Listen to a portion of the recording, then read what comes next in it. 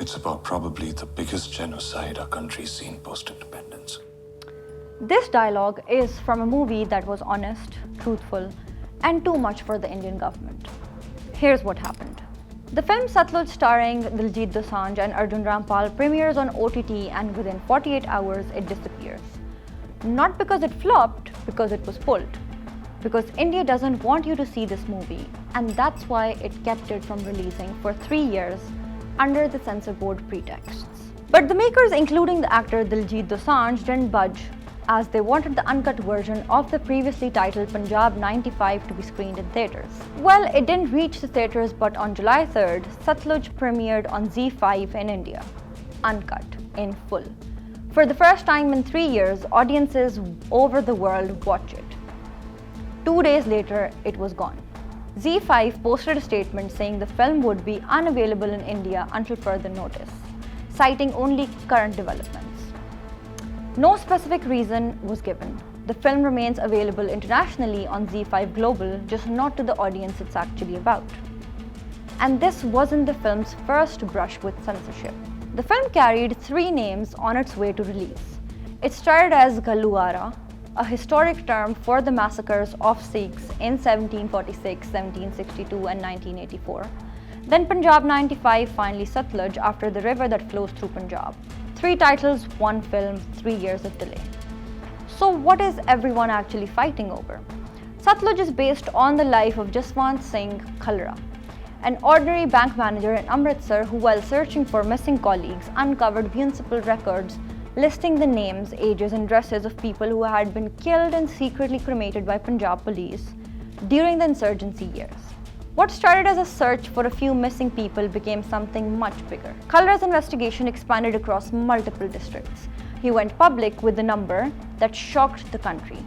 Over 25,000 people killed and cremated without any record, without any trial, without their families ever being told. Khalra didn't stay quiet about what he found.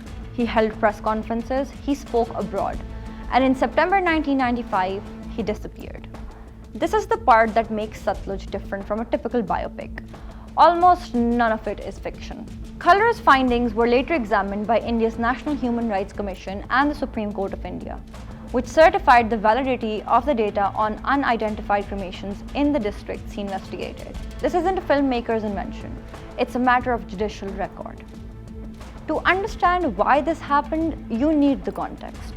Punjab in the 1980s and 90s was gripped by insurgency. Following the assassination of Indira Gandhi and the 1984 anti-Sikh riots, Punjab police were given sweeping powers to detain and interrogate anyone suspected of militant links. Rights groups, including Amnesty International, later documented widespread allegations of extrajudicial killings during this crackdown. Police were accused of staging encounters and secretly disposing of bodies to erase the evidence.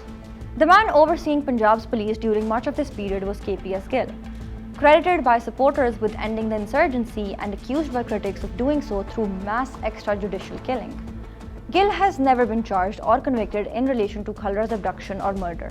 But Khalra's own widow, Paramjeet Kaur Khalra, has publicly called for Gill to be tried in an international court for what she describes as the genocide of Sikhs under his command and allegation, not a conviction, but one she has continued to press for decades. In the film, the character based on Gill is named DGP Bitta. There's another real figure at the center of this history, Jaswant Singh, the Punjab Chief Minister during this crackdown. On August 31, 1995, weeks before Khalra's own disappearance, Jaswant Singh was assassinated in a suicide bombing outside the Punjab Civil Secretariat in Chandigarh, along with 16 others. This incident is also shown in the movie. Weeks later, Khalra himself was abducted from outside his home in Amritsar. He was never seen alive again. 6 Punjab police officials were eventually convicted for his abduction and murder, years after his death, and only after a sustained legal campaign led by his family. That fight was carried forward by his wife, Paramjeet Kaur Khalra, who has continued campaigning for justice for the families of the disappeared and for full accountability for decades since. Now, let's go back to the film using the word genocide to describe what happened in Punjab.